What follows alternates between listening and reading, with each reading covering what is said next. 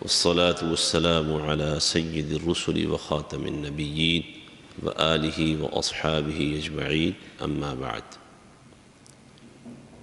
امام بخاری رحمہ اللہ نے اپنی صحیح میں ایک حدیث نقل کی ہے سیدنا ابو ہریرہ رضی اللہ تعالی عنہ سے۔ وہ بیان کرتے ہیں کہ رسول اللہ صلی اللہ علیہ وسلم نے فرمایا، ان للہ 99 اسما 100 الا واحد من احصاها دخل الجنہ او کما قال النبی صلی اللہ علیہ وسلم، کہ اللہ تعالیٰ کے 99 نام ہیں، ایک کم 100، جس شخص نے انہیں شمار کر لیا، گن لیا، وہ جنت میں داخل ہو گیا۔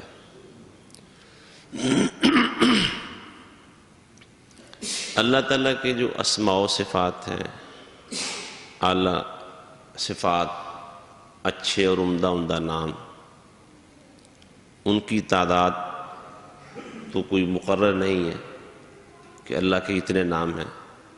اللہ کی صفات، اللہ کے نام بے حد و حساب ہیں، بے شمار ہے، ان گنت ہے۔ قرآن و حدیث میں جو بیان ہو گئے ہیں، ان کے علاوہ اللہ کے علم میں بھی، لوح محفوظ میں بھی اللہ کے اور نام بہت سارے ہیں۔ لیکن اس حدیث میں جو ابھی آپ کے سامنے پڑھی ہے، یہ بیان ہوا ہے کہ اللہ تعالیٰ کے 99 نام، ایک کم 100، اگر کوئی شخص من احصاہا انہیں گن لے، شمار کر لے۔ یہ جو من احصا آیا ہے کہ جو ان کو گن لے، شمار کر لے، اس کا مطلب کیا ہے؟ اس کا ایک معنی یہ ہے کہ ان ناموں کو یاد کر لے، کیونکہ بعض روایتوں میں من حافظہا کے الفاظ بھی آئے ہیں کہ جو ان ناموں کو یاد کر لے۔ یہ پہلی بات ہوئی، انہیں یاد کر لے۔ اور پھر دوسری بات یہ ہے کہ انہیں بطور ورد پڑھا کرے، پڑھتا رہے، ان کو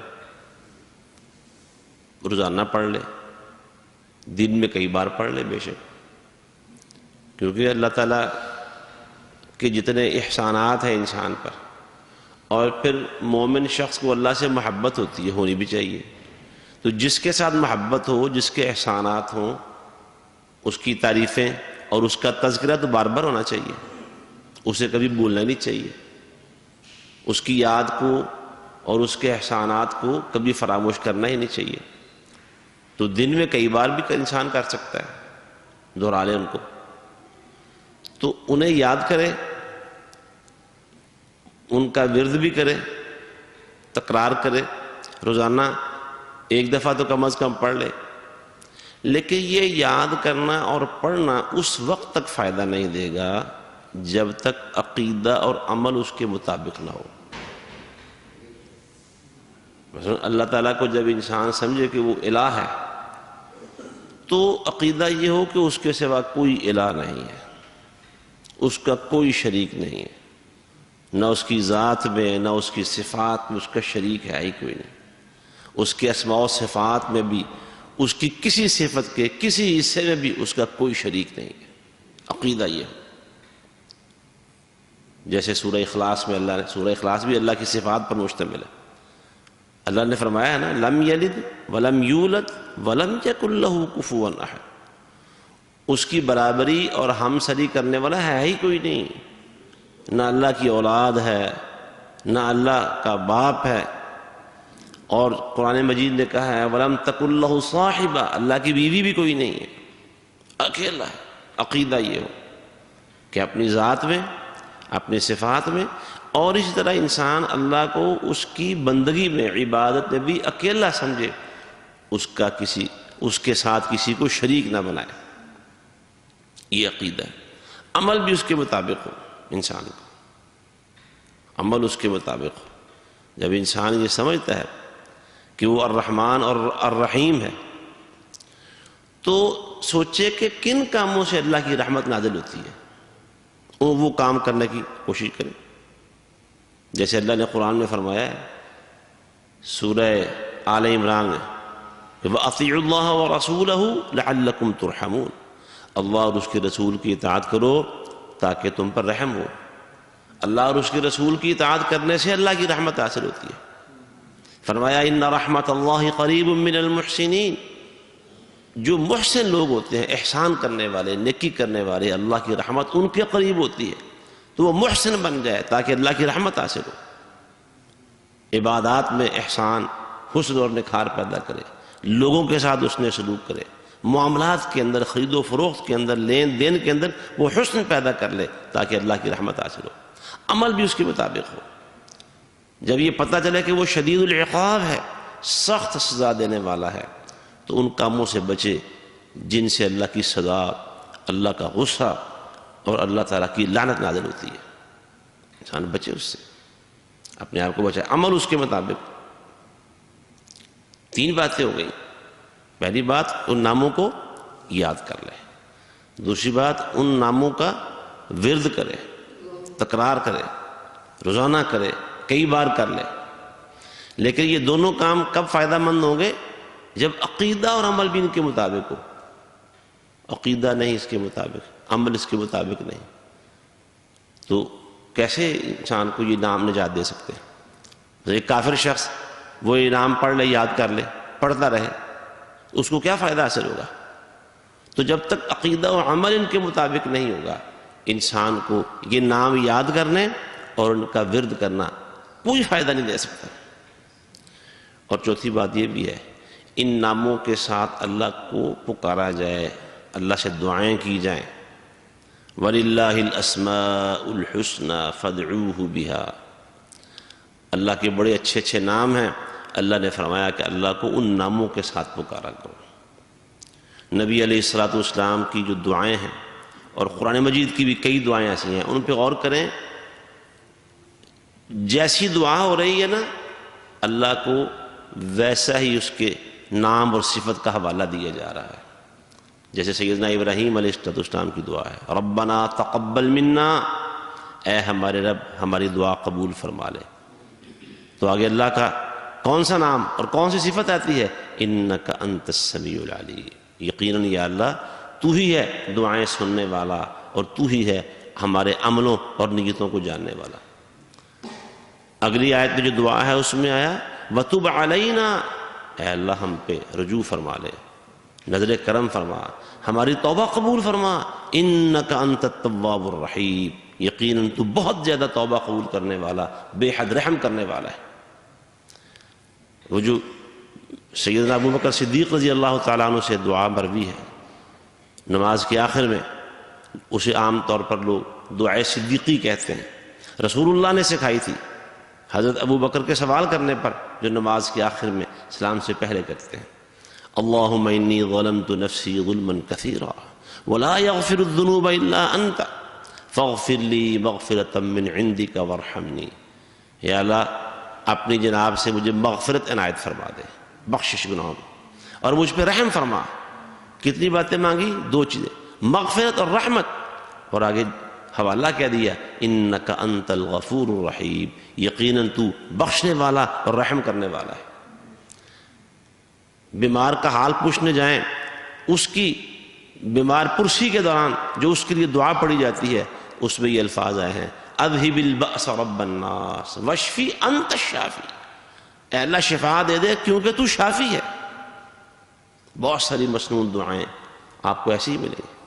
رسول اللہ صلی اللہ علیہ وسلم نے فرمایا، حضرت عبداللہ ابن مسعود بیان کرتے ہیں کہ اللہ کے نبی علیہ السلام نے فرمایا کہ جب بھی کسی مومن اور مسلم بندے کو کوئی تکلیف پریشانی آ جائے، کوئی غم لاحق ہو اسے، اور وہ یہ دعا پڑھ لے، اللہ اس کا غم، اس کی پریشانی، اس کا ہم دور کر دے گا۔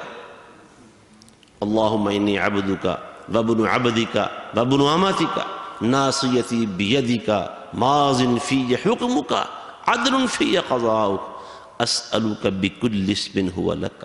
یہاں سے وہ جو ہمارا موضوع ہے اسماء حسنی، اے اللہ میں ہر وہ نام جس کا تو نے تذکرہ کیا اور تو نے وہ اپنا نام رکھا ہوا ہے، اس کے واسطے سے میں تجھ سے سوال کرتا ہوں۔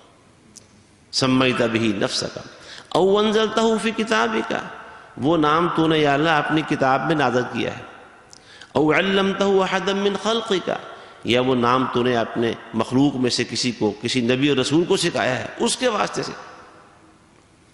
اب استأثرت به فی علم الغیب عندک، یا اللہ جو نام تو نے اپنے علم غیب کے اندر محفوظ رکھے ہوئے ہیں اور ان کا محفوظ رکھنا تو نے پسند کر لیا ہے، ان سارے ناموں کا واسطہ دے کر ان کے طفیل، لوگ کہتے فلاں کی طفیل فلاں کی، یا اللہ ان ناموں کی طفیل، ان ناموں کے وسیلے سے، ان ناموں کے واسطے سے میں تجھ سے سوال کرتا ہوں۔ تو اللہ کے اسماء حسنہ کے ساتھ سوال ہے، ان تجعل القرآن العظیم ربیع قلبی ونور صدری وجلاء حزنی وذہاب ہمی۔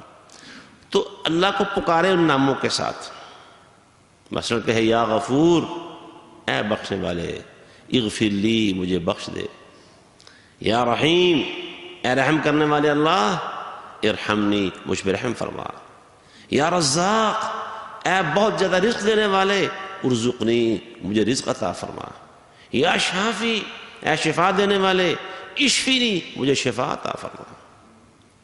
یہ مثال کہ اس طرح اللہ سے دعا کرے جیسے اللہ نے قرآن میں کہا ہے۔ تو یہ چار باتیں انسان میں کم از کم ہوں تو اس حدیث کے مصداق اللہ تعالیٰ کا وعدہ ہے رسول اللہ صلی اللہ علیہ وسلم کی زبان سے کہ اللہ اس کو جنت میں داخل کرے گا۔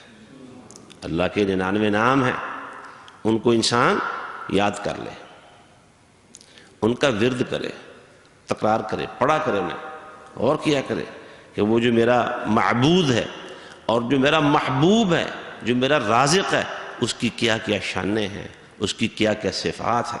اللہ کی صفات جیسے پہلے بھی عرض کیا، اور اللہ کے اسماء وہ تو ختم ہونے والے نہیں۔ اللہ نے خود قرآن میں 2 جگہ اس کا تذکرہ کیا ہے کہ اگر پوری زمین میں موجود جو درخت ہیں ان کے قلم بنا لیے جائیں، اور یہ جو سمندر موجود ہے اس کے ساتھ 7 سمندر اور ملا کر ان کی سیاہی بنا لی جائے اور اللہ کی تعریف کے کلمے لکھنا شروع کر دیں، یہ سب چیزیں ختم ہو جائیں گی، اللہ کی تعریفیں ختم نہیں ہوگی۔ رسول اللہ صلی اللہ علیہ وسلم اللہ کی جو تعریفیں ہیں بڑے جامع انداز سے کیا کرتے تھے، بہت جامع انداز سے، آپ سے بڑھ کر اللہ کی تعریف کوئی نہیں کر سکتا۔ لیکن آپ کیا کہا کرتے تھے، یا اللہ لا احصی ثناء علیک، یا اللہ میں تو تیری تعریف کے کلمے گن ہی نہیں سکتا، انت کما اثنیت علی نفسک، یا اللہ تو ویسا ہی ہے جیسے تو خود اپنی تعریف کر لے، میں تو تیری تعریف کا حق بھی ادا نہیں کر سکتا۔ تو وہ نام یاد ہو جائیں، ان کا ورد کیا جائے، اور عقیدہ و عمل دونوں اس کے مطابق ہو۔ اس کی وضاحت میں عرض کر چکا ہوں اللہ کی توفیق کے ساتھ۔ اور پھر ان ناموں کے ذریعے اللہ کو پکارا جائے، جیسے انسان کو حاجت ہے نا کوئی بھی، تو وہ اللہ کا نام لے کر، اس کا حوالہ دے کر اللہ سے دعا کی جائے۔ تو اللہ ہمیں توفیق عطا فرمائے، ہم بھی اس حدیث کے مطابق عمل کرنے والے بن جائیں، اللہ کے نام یاد کر لیں، ان کا ورد کیا کریں، اور ان کے مطابق عقیدہ و عمل بھی اللہ تعالیٰ فرما دے، اور پھر ان کے واسطے سے اللہ سے دعا کیا کریں تاکہ ہمیں اللہ کی طرف سے جنت کا تحفہ مل سکے۔ اقول قولی ھذا واستغفر اللہ لی ولکم ولسائر المسلمین وآخر دعوانا ان الحمد للہ رب العالمین۔